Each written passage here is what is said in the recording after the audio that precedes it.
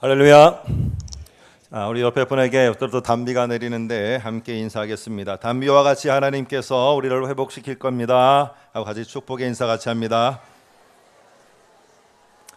우리 낙동강에도 녹조 때문에 너무 고생들을 많이 하시고 또 농사 짓는 분들은 또 많이 땅에 갈라져서 힘들어 하시는데 또 이렇게 단비가 내리는 것 같습니다. 예배 오는 여러분과 저에게는 조금 불편함이 있었지만 제가 20대에 아마 저만 그런 게 아니라 모든 20대를 지나고 있는 젊은이들, 어쩌면 20대만 아니라 30대를 지나고 있는 우리 젊은이들도 마찬가지일 겁니다. 또 다시 생각하면은 우리 부모님들도 마찬가지일 것 같아요.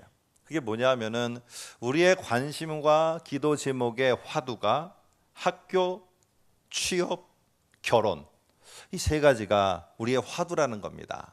저도 예외는 아니어서 20대 때 학교를 위해서도 기도하고 취업을 위해서도 기도하고 결혼을 위해서도 기도를 했습니다. 물론 우리가 이것을 기도하지 말라는 것이 아니라 우리의 중심적인 화두가 되어 있다는 겁니다.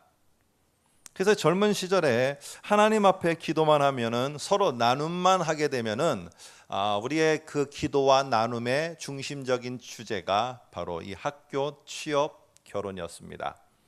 그래서 이것을 가지고 나누고 또 이것을 가지고 기도하고 그러다 보니까 어느덧 그것이 우리들의 삶의 한 부분처럼 되어 있었습니다. 저도 그렇고. 그런데 제가 20대 초반에 한번 큰 교통사고가 났습니다. 그래서 한번 말씀드린 것처럼 제 머리 오른쪽에는 이 머리가 안 납니다. 그래서 제가 머리가 좀 더 이렇게 좀 짧게 자르고 싶은데 못 자르는 이유가, 깎는 이유가 이게 흉터가 있어서 그렇습니다. 근데 이게 머리가 안 나요. 한번 하니까. 근데 제가 한 달 정도 병원에 입원했는데 그때는 지금처럼 스마트폰 시대도 아니고 그러다 보니까 제가 뭔가 장사를 해보려다가 크게 교통사고 났거든요. 그 주일도 지키지 않고 그러다가 하나님 앞에 한 대 맞는가 싶어갖고 병원에 이 성경책만 들고 한 달간 있었습니다. 근데 성경을 읽다 보니까 제 자신이 보이기 시작하는데 제가 신앙생활을 남 못지않게 열정을 갖고 있다고 생각하고 열심을 갖고 하고 있다고 생각했는데 20대 초반에 그게 보니까 다 자기 중심적인 신앙이었습니다. 내 중심적인 신앙이었어요. 그러니까 하나님은 내가 원하는 요 때에 요 사람을 만나게 해주셔야 됩니다. 이거는 내 생각이고 내 마음인 겁니다. 그리고 하나님이 요 때는 요 일이 요렇게 풀려야 됩니다. 이거는 내 생각이고 내 마음 중심에서 내가 원하는 것이지 하나님은 그렇지 않을 수도 있다는 겁니다. 지금까지는 언제 어떤 일, 어떤 사람, 어떤 내가 해야 될 일들이 다 그대로 척척 되어주기를 원하는 내 마음에 맞게끔 하나님이 와서 그것을 이루어 주기를 원하는 그런 신앙으로 또 그런 모습으로 계속 살아왔던 것을 보게 되었습니다. 그리고는 다시 말씀을 보는데 그게 아니었습니다. 여러분, 이런 응답이 없으면은 나타나는 게 뭐냐면은 불만이 나타납니다. 내가 예배에 그런 한 예배자로 기도하는 기도자로다가 온전히 서 있는 것이 나의 관심이 안 되면은요, 기도의 자리가 불편한 게 이게 불평의 대상이 되고요, 예배의 설교가 긴 게 불평의 또한 조건이 되고 찬양 시간이 긴다는 것이 불평의 조건이 됩니다. 오늘 내가 모든 사업을 하거나 직장을 갖거나 내가 그 자리에서 나의 하나님이 원하시는 모습이 뭔지에 그 하나님 중심에 내가 맞춰가려고 하는 이런 삶이 되어지지 않으면은 내가 원하는 대로 이루어지지 않는 그 직장이 나의 불평거리가 되어집니다. 모든 교회가 나의 불평거리가 되어집니다. 왜 그런지 아십니까? 그 자기 중심의 신앙관이 자리 잡고 있기 때문에 그렇습니다. 그런데 어느 날 그렇게 제가 말씀을 보면서 병원에서 있는데 제 마음속에 그런 마음이 들었습니다. 너는 도대체 새벽 이슬과 같은 젊은이로 너는 하나님 앞에 어떤 모습으로 서 있느냐? 너는 하나님이 기뻐하는 이 젊은 20대인의 모습으로 서 있느냐? 오늘 이 질문과 함께 도대체 새벽 이슬이라는 말이 어디에 나와 있는 말인가? 지금처럼 인터넷을 찾을 수도 없고 수소문 끝에 이게 시편에 나와 있는 것을 알게 되고 시편을 찾으면서 제가 다시 한번 하나님 앞에 반응하며 나가게 됐습니다. 하나님, 내가 정말 젊은 20대에 어떻게 하나님 앞에 살아드리는 것이 정말 하나님이 기뻐하는 새벽 이슬과 같은 청년의 모습입니까? 그때마다 하나님이 주시는 말씀을 따라서 하루 한번 살아보는, 하나님 말씀 따라 살기를 해보는 저의 20대를 보내게 되었습니다. 지금 30년이 지나갔습니다. 저는 하나님 앞에 제가 하고 싶은 학문과 제가 하고 싶은 학업에 대해서 정말 후회 없이 원 없이 하나님이 길을 열어주셨습니다. 저는 결혼해서 두 자녀와 함께 지금 하나님 앞에 또한 섬기며 살고 있습니다. 저는 지금 하나님 앞에 하나님이 맡겨진 것들의 일들, 그 사역들을 감당하며 살고 있습니다. 오늘 중요한 것은, 그래서 제가 여러분께 결론으로 먼저 말씀을 드리고 다윗의 모습을 보려는 것은, 내 중심에서 하나님이 그때 오셔서 내 중심에 원하는 것을 이루어 주기를 원하는 자기 중심적인 신앙이 아니고, 내가 하나님 앞에 어떻게 맞춰드리며 살 건가를 몸부림치며 살 때 하나님은 이상하게도 내가 내 중심에 원했던 그것을 원하는 그때가 되면은 나에게 베풀어 주시는 놀라운 은혜가 있게 되었다는 겁니다. 오늘 여러분, 우리는 신앙생활을 바꿔서 하면 안 됩니다. 오늘 내가 중심이 돼서 하나님이 나에게 맞춰주기를 원하는 게 아니라, 내가 하나님께 어떻게 맞추고 내가 있는 나의 타이틀과 나의 지위와 나의 역할을 하나님에게 맞춰서 해드리고, 내가 어떻게 하나님 앞에 그 하나님이 기뻐하는 모습으로 만들어져 갈까를 내가 고민하면은, 다른 것들은 하나님이 거기에 맞게끔 채워주시는 게 오늘 순리입니다. 오늘 다윗은 하나님의 궤를 자기 곁에 옮기려고 하였습니다. 오늘 저와 여러분이 읽은 6장이 바로 그 얘기입니다. 하나님의 궤, 이 법궤를 자기 곁으로다가 옮겨 놓으려는 이 계획과 함께 그것을 실행하는 게 다윗의 모습입니다. 저는 오늘 여기 앞에 화면을 보시면은 이런 질문을 했습니다. 과연 이것은 다윗의 신앙적인 행동인가? 오늘 이 부분에 대해서 우리는 한 번도 의심하지 않고 다윗이 하나님의 법궤를 자기가 왕이 된 다음에 곁에 두려고 하는 것은 하나님을 모시고 하나님의 뜻 가운데서 하나님의 왕으로서 서기 위한 신앙적인 모습이라고 오늘 우리는 의심 없이 그렇게 생각을 했습니다.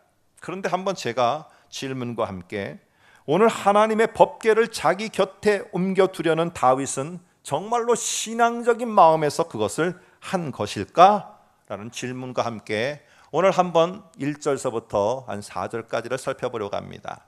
먼저 잠시 사무엘상에, 지금은 사무엘합니다만 사무엘상에 오늘 하나님의 법궤의 얘기를 좀 해야 될 것 같습니다. 이스라엘은 블레셋이라는 이 평야지대에 있는 족속과 전투를 벌이게 되었습니다. 그런데 전투에서 계속 밀리는 겁니다. 밀리게 되니까, 그러면 우리가 왜 도대체 블레셋과의 이 싸움에서 하나님의 명령에 따라서 블레셋과 싸우는데 왜 우리가 밀리고 있는 걸까? 왜 우리는 이 세상에 살면서, 크리스찬으로 살면서 왜 도대체 세상 사람들한테 계속 밀려가는 삶을 사는 것일까? 오늘 이런 의문이 던져지게 되면은 우리가 해야 될 게 무엇이냐면은, 하나님, 도대체 왜 내가 하나님 앞에 하나님의 백성 이스라엘로 적합하지 못한 모습이 뭡니까? 하나님, 내가 그런 나의 모습을 보고 내가 하나님이 가르쳐 주시는 대로 고쳐가길 원합니다. 이게 이스라엘의 반응입니다. 왜냐?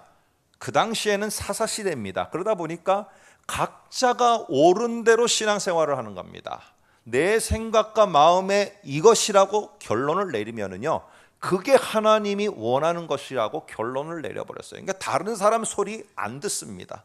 그리고 내가 원하는 것에, 내가 원하는 내 중심에 반대가 되는 것은 다 하나님과 반대가 되는 것으로 여기고 살아갔던 시대가 오늘 사사의 끝 무렵 사무엘의 초창기 시대입니다. 여러분, 그렇다면 내가 이 블레셋과의 전투에 밀리면은 정상적인 신앙인들 이스라엘이라면 하나님께 물어야 됩니다.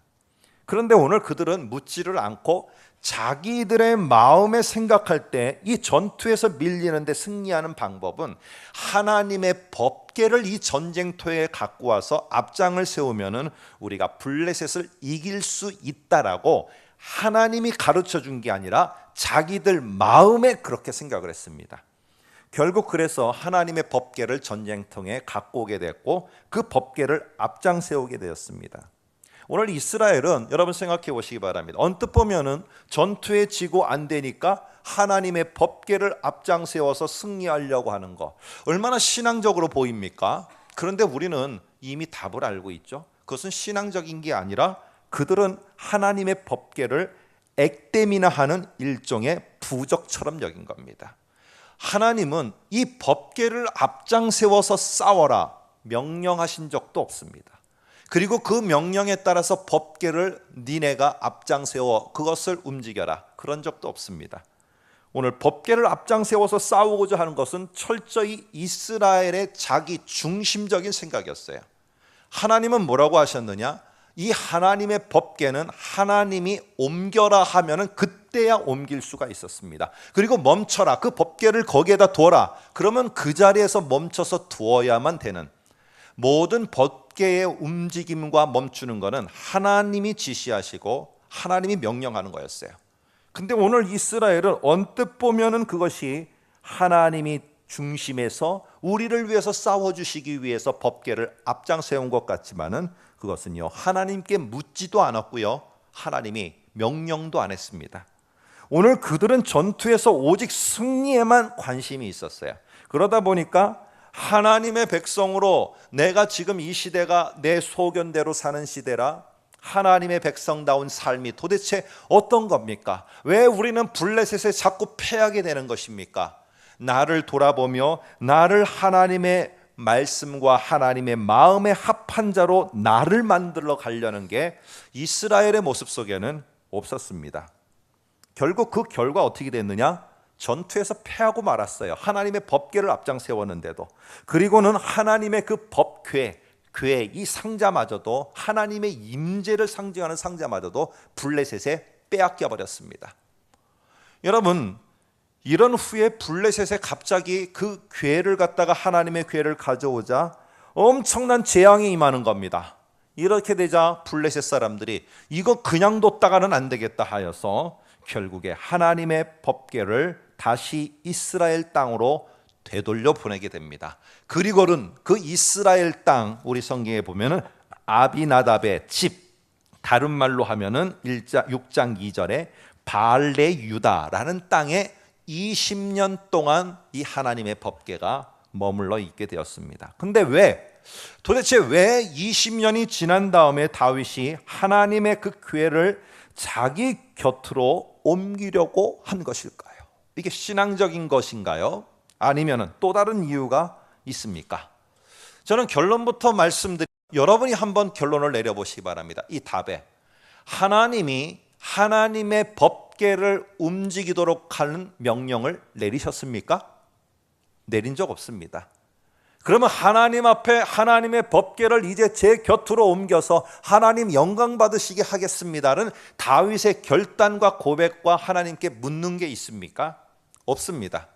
그러면 이 다음부터 나오는 행동은 하나님을 위해서 하나님 중심적으로 다윗이 모든 이스라엘 백성을 그렇게 만들어 가기 위한 그런 신앙의 다윗의 모습이 아니라 뭔가 다윗에게 개인적인 자기 중심에서 이 하나님의 법궤를 옮기게 되었다는 것을 우리는 알 수가 있습니다.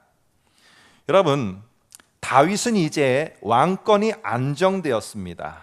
그리고 그 왕권이 안정되었지만 내가 하나님의 왕으로 어떤가에 대해서 오늘 다윗은 아직 하나님께 묻고 그런 삶을 지속적으로 사는 것이 아닙니다.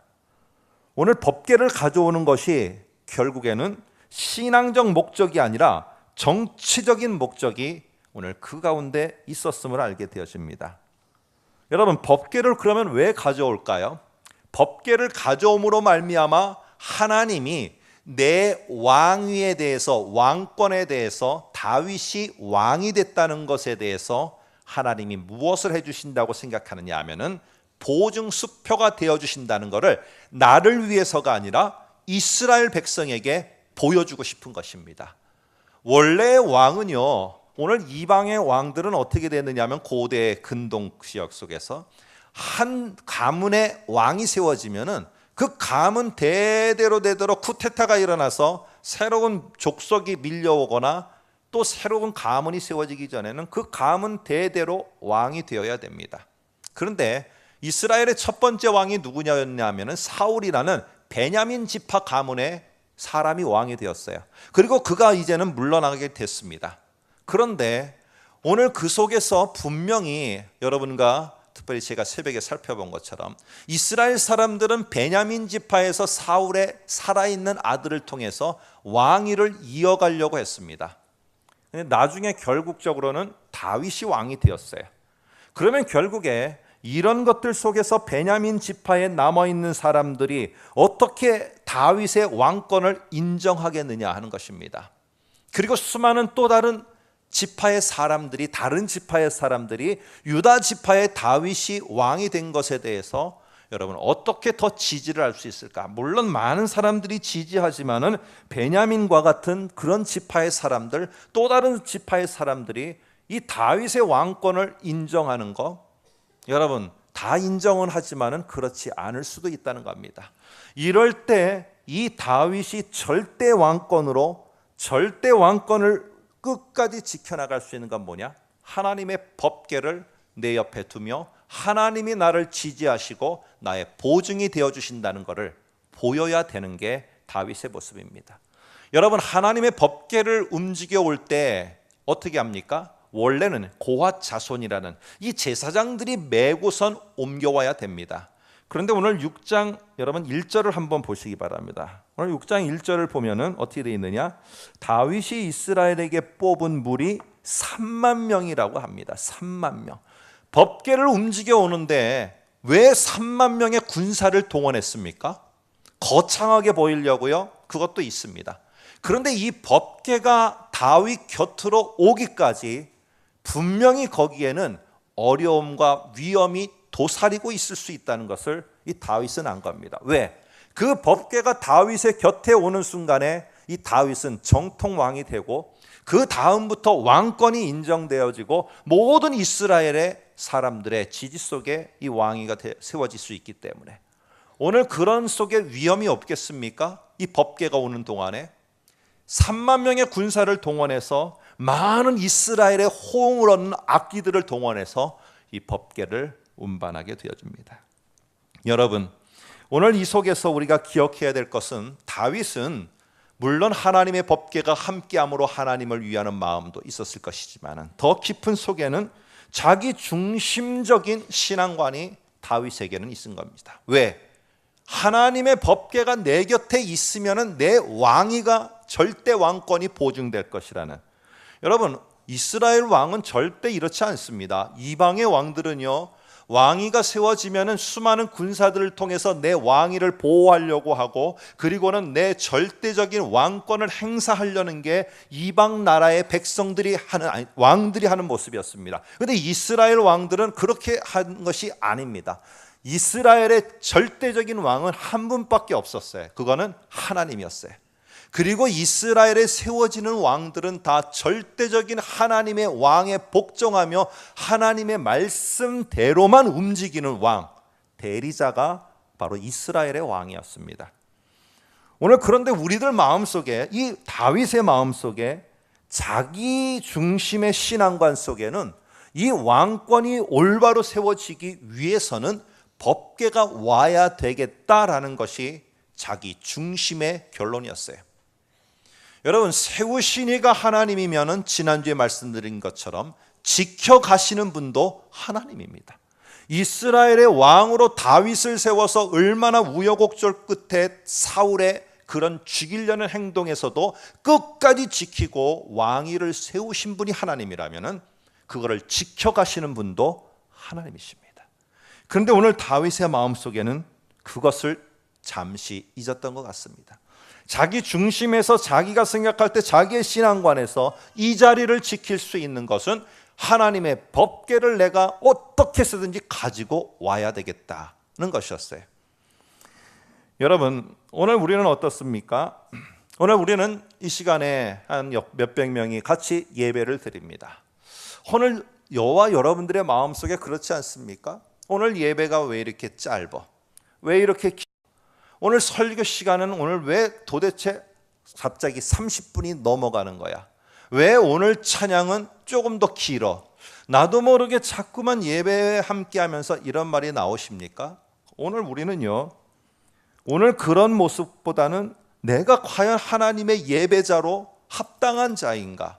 내 중심에서 모든 것들을 배치해 놓고 그것을 다시 바라보는 게 아니라 하나님이 중심에서 내가 하나님 앞에 올바른 예배자인가? 오늘 우리는 이런 모습을 우리가 보아야 되는 겁니다. 하나님, 오늘 내가 하나님 앞에 정말로 하나님이 원하는 예배자로 지금 이 자리에 앉아 있습니까? 제가 부끄러운데 하나님의 은혜가 아니라면 이 자리가 내 자리가 아닌데 하나님의 은혜 때문에 이 자리에 있네요. 여러분, 이런 예배자의 모습으로 내가 하나님 앞에서 서려고 내가 몸부림친다면 오늘 우리들은 모든 것이 다시 바뀌어지게 될 겁니다. 하나님, 내가 도대체 이 사업의 경영자로 저를 세워주셨고 이 직장에 이 부분을 맡게 하셨고 이 교회에 이 역할을 맡겨주셨는데 하나님, 내가 하나님 앞에 정말로 올바른 목사가 어떻게 해야 돼? 그게 올바른 목사로서 살아가는 겁니까? 그거를 찾아가기 시작할 때 다른 주변의 거는요, 하나님이 때에 따라 맞춰주십니다. 중요한 것은 우리는 이거를 잃어버리고 내가 지금 뭐를 해야지 이게 될까? 하나님이 와서 내가 지금 이거 하려고 하는데 제발 도와주세요. 여러분, 우리는 이 순리를 바꿔서 지금 하고 있을 때가 많다는 겁니다. 오늘 제가 감사한 것은 이렇게 우리 교육자님들 각 부서에서 이게 나눔들을 할 때 그 은혜 나눔들을 했던 거를 다시 피드백을 듣게 됩니다. 근데 우리 부서도 그렇고 우리 성도님들의 나눔터도 그렇고 참 감사한 것은 요즘에 정말 그들의 직장과 사업장과 또 그들의 어떤 삶의 터전에서 하나님의 말씀을 제가 들었는데요, 이 말씀을 한번 내가 우리 어머니를 보면서 정말 힘들어하시는 그 병석에 있는 분을 보면서 내가 힘들어하는 내 남편을 보면서 정말 제가 이 말씀을 잡고 이렇게 하고 있습니다. 나를 위해서 기도해 달라는, 여러분, 이런 나눔들을 제가 피드백을 받게 됩니다. 감사한 것은 지금 이 대청교회 성도들 구석구석에서 정말 이렇게 내가 하나님 앞에서 한 아내로, 남편으로, 내가 한 하나님의 백성으로, 하나님 이렇게 어떻게 살아야 됩니까? 하나님, 그러면 이렇게 살으라고 말씀해 주셨는데 그럼 이렇게 한번 그대로 제가 한번 따라 살아보겠습니다. 여러분, 이러는 고백들과 이러는 자기들의 삶들이 하나 둘씩 나타난다는 것, 정말 저는 하나님께 감사를 하고 있습니다. 여러분, 이게 우리가 올바로 찾아가야 될 신앙인의 모습입니다. 여러분, 오늘 다윗이 또 한 번 다른 사건에서 왜 이게 하나님 앞에 하나님을 중심으로 살아가려는 다윗이 아니라 자기 중심에서 하나님이 와서 내 중심에 있는 내 생각을 도와달라고 하는 이런 다윗의 모습인지 한번 또 다른 근거를 찾아보겠습니다. 다윗이 하나님의 궤를 수레로다가 옮긴 것은 잘못입니까? 아니면은 효과적인 방법입니까? 내가 하나님의 궤를 메고 가는 거 얼마나 힘듭니까? 사람들이. 그러니까 수레에 끌고 편하게 가는 거, 이거 옳은 겁니까? 안 옳은 겁니까? 저는 옳다고 생각이 되더라고요. 왜? 편하게 끌고 갈 수 있으니까. 여러분, 짐 무거우면은 짐 수레에 끌고 손으로 싹 끌고 가고, 저희 아내도 그러고 보면 여러분도 그럴 텐데, 시장에 가서 잔뜩 물건 사고서 쫙 그 수레 같은 거에다 다 끌고 싹 가면 얼마나 편해요. 그 양손에 들고 오려고 그러면 얼마나 힘들겠어요. 또 이렇게 말하니까 목사님 차로 싣고 오죠. 물론 그러면 더 좋겠지만은 우리가 생각할 때 다윗이 수레로 옮긴 게 왜 잘못입니까? 오늘 한번 성경 2절을 한번 보시기 바랍니다. 다윗의 마음에 처음에 어떻게 했느냐? 거기서 하나님의 궤를 메어 오려 하니, 2절에 이렇게 되어 있어요. 이거는 하나님이 원하시는 방법이었어요. 근데 3절에 가니까 갑자기 하나님의 궤를 새 수레에 싣고 오게 되었습니다. 그리고 우사와 아효가 앞장서서 하나님의 궤를 새로 만든 수레로다가 싣고 옮깁니다. 여러분, 다윗이 갑자기 2절에는 메고 와야 되겠다 이 마음을 먹다가 3절부터 왜 갑자기 수레로다가 싣고 오게 됐는가 모릅니다. 그런데 뭔가가 바뀐 겁니다. 다윗이 상황이 바뀌었던지 급하게 빨리 이 수레를 법궤를 옮겨야 됐든지 어떤 상황이 되는지 모르지만 방법이 바뀌었어요. 근데 나중에 이 방법이 바뀐 다음에 어떤 일이 벌어졌느냐? 이 앞장섰던 우사가 죽음을 당하게 됩니다. 그러면서 크게 죽임을 당하게 된 다음에 그 다음에 보니까 어떻게 되느냐? 10절에 다시 여호와의 궤를 옮겨 다윗성 자기에게로 어떻게 하느냐 하면은 메어서 오는 방법이 원래대로 돌아갑니다. 여러분, 오늘 여기 속에서 오늘 성경 한번 앞에를 봐주시기 바랍니다. 출애굽기 37장 5절에 보면은요, 하나님이 법궤를 옮길 때 어떻게 옮기도록 했느냐 하면은 양쪽에 고리가 있습니다. 그래서 그 채를 37장 5절 좀 한번 띄워봐 주시겠습니까? 그 채를 이런 그 막대기입니다. 양쪽 고리에 꿰어 궤를 어깨에 메고 옮기도록 되어 있습니다. 왜냐? 하나님의 법궤는 거룩한 거기 때문에 절대로 손을 대서도 안 되고요, 자기가 아무렇게나 해서도 안 됩니다. 그러니까 손을 안 대고 옮길 수 있는 거, 그러니까 채를 고리에다가 딱 끼워서 서로가 어깨에 메고 그러고선 옮기게 되어져 있었습니다.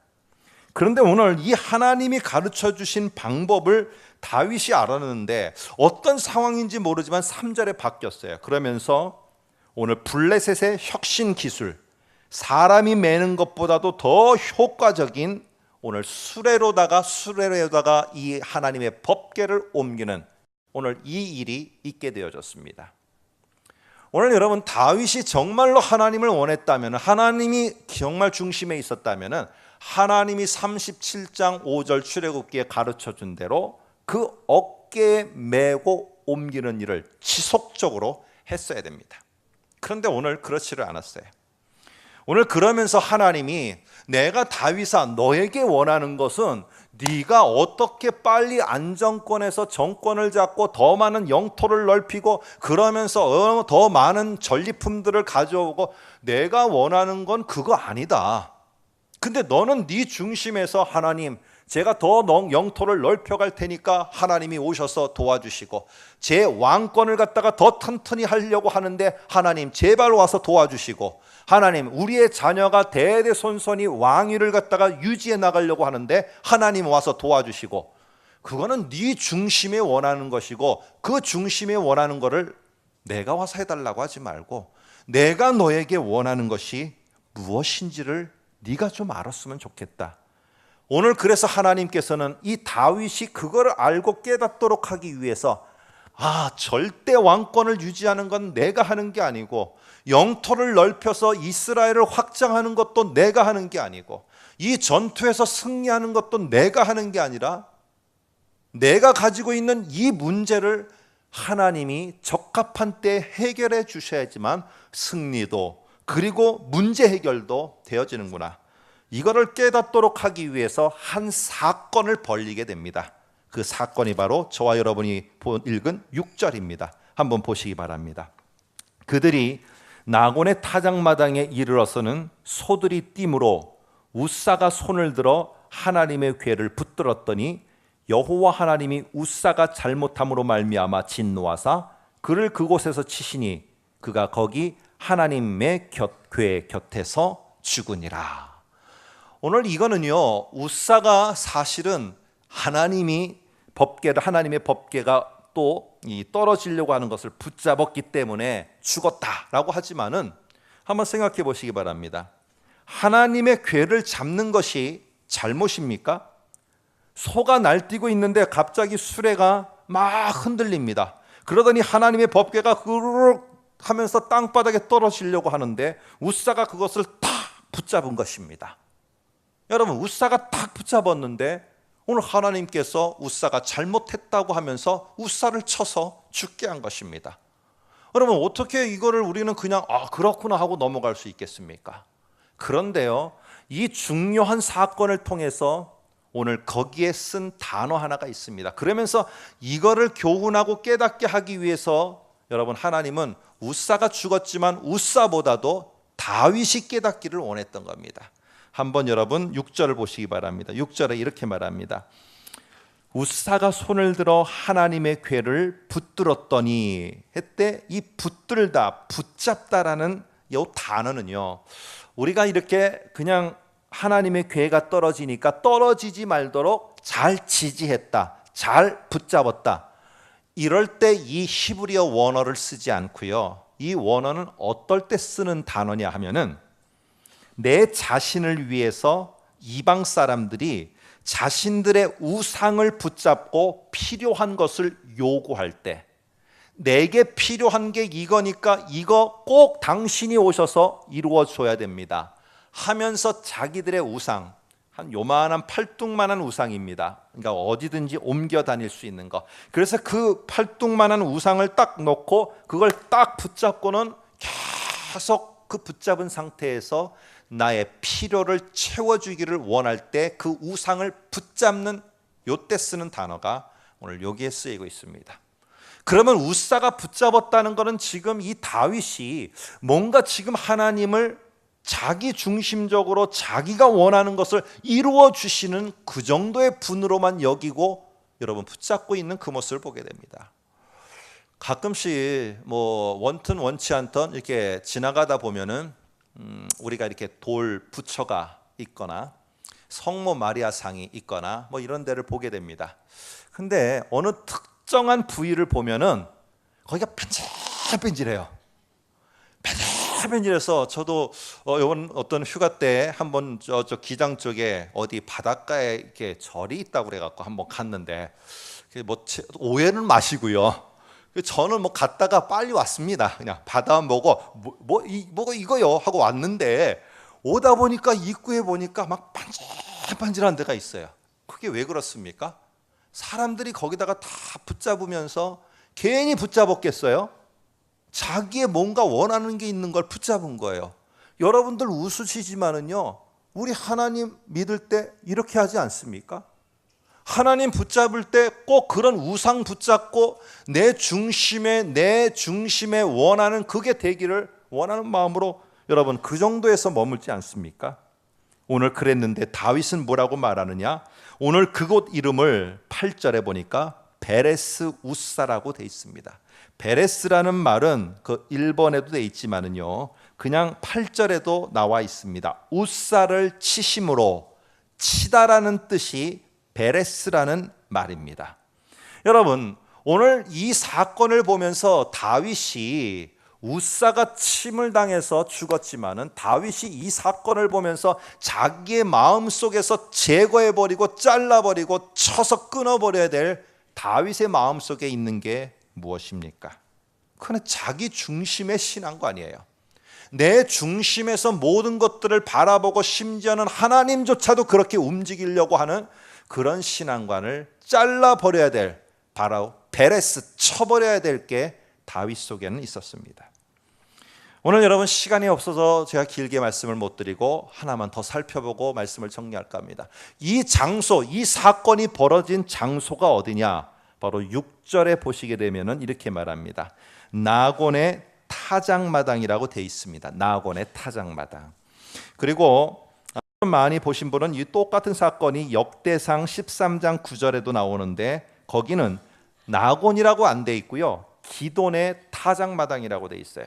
그래서 사람들이 이게 성경이 이상하다, 왜 어디는 나곤이고 어디는 기돈이냐, 이게 뭔가 성경이 안 맞지 않느냐? 그게 아닙니다. 나곤과 기돈은요 사람의 이름이 아니에요. 이거는 뭐냐 하면은 그 장소의 의미를 담고 있는 그런 표현입니다. 그래서 나곤의 뜻은 무슨 뜻이냐 하면은 충돌이라는 뜻입니다. 그러니까 이 사건이 벌어난 나곤의 타작마당이라는 것은 충돌이 일어난 바로 그 장소, 이게 바로 나곤의 타작마당의 의미입니다. 뭔가 충돌이 일어난 그 장소를 바로 표현하고 있는 겁니다. 여러분, 무슨 충돌이 일어났습니까? 오늘 두 개가 충돌이 일어났습니다. 하나는요, 다윗의 자기 중심적인 신앙관이 하나님을 자기 중심으로 끌어올려는 다윗의 마음입니다. 하나는 하나님의 마음입니다. 하나님의 마음 속에 하나님이 이 절대 주권을 가진 왕이며 모든 왕권과 이것은 하나님께 있고 하나님의 명령을 따라서 이스라엘의 왕들, 다윗 왕은 움직여 주어야 된다는 이 하나님의 마음입니다. 이 두 가지가 충돌한 장소, 결국 그것에서 번갯불에 콩이 구워지듯이 일어난 사건이 우사의 사건입니다. 중요한 것은 우사가 여러분 죽었느냐 안 죽었느냐 왜 그랬느냐가 아니라 여기에 중요한 것은 다윗이 자기 중심적인 이 신앙관에서 하나님 중심적으로 전환되어지는 여러분 중요한 계기가 되었다는 겁니다. 오늘 여러분과 저는 어떻습니까? 오늘 우리들 모두에게는 똑같은 거의 비슷한 화두입니다. 오늘 우리들에게 나의 자녀가 조금 더 좋은 대학에 입학했으면 바라는 마음 누구나 다 있고요. 누구나 다가 조금 더 좋은 직장 속에서 좋은 위치를 잡아서 안정되게 생활했으면 하는 마음 모두가 다 있습니다. 아프지 않고 건강하게 하나님 앞에 부르심 받을 때, 마지막에 부르심 받을 때 잠자고 아침에 깨어보니 천국이었으면 바라는 마음 우리 모두가 바라는 마음입니다. 그런데 여러분 그렇던가요? 안 그래요. 아플 때도 있고요. 점점 쇠하여져서 여기저기 고장날 때도 있고 내 자녀가 내가 원하는 것만큼 그렇게 남부럽지 않은 곳에 직장에 못 들어갈 때도 있고요. 내가 원하는 것만큼 좋은 학교에 안 들어가는 일도 수두룩하게 많습니다. 그런데 우리는요, 기억해야 될 것은 내가 내 중심에서 하나님을 평가하고 하나님이 왜 이렇게 안 하시는지를 우리가 불평하는 내 중심의 신앙관이 아니라 하나님 중심에서 내가 하나님 이럴 때는 내가 하나의 부모로서 내가 한 교회의 성도로서 내게 주어진 한 직장의 직원으로서 내 사업장의 경영인으로서 하나님이 도대체 내게 원하시는 것은 무엇입니까? 하나님을 보면서 하나님께 맞춰서 하나님이 나에게 작은 것을 가르쳐 주심을 따라 살아가는 것. 오늘 이게 우리가 살아가야 될 하나님 중심의 삶입니다. 저는 믿습니다. 그렇게 되면은 비록 지금은 내가 그것 때문에 갑자기 내일 아침에 우리 아들이 갑자기 학교가 바뀌어갖고 더 좋은 인류대학으로 가는 일은 없을 겁니다. 갈 수도 있지만. 그러나 인생의 긴 여정을 생각하고 짧지만 긴 여정의 몇십 년을 생각하면은 오늘 하나님이 남 부끄럽지 않은 우리의 자녀들로 우리의 모습으로 바꿔주실 줄로 믿습니다. 오늘 여러분 이 확신을 가지고 내 중심에서 하나님이 맞춰주기를 원하기보다는 하나님 앞에서 나를 고쳐가고 나를 다듬어가고 나를 새롭게 해나가시면은 새롭게 된 우리 자신을 통해서 하나님이 이루고자 하는 그 뜻 때문에 하나님이 꼭 필요한 것들을 회복시켜 주시고 채워주시고 인도해 나가실 줄로 믿습니다.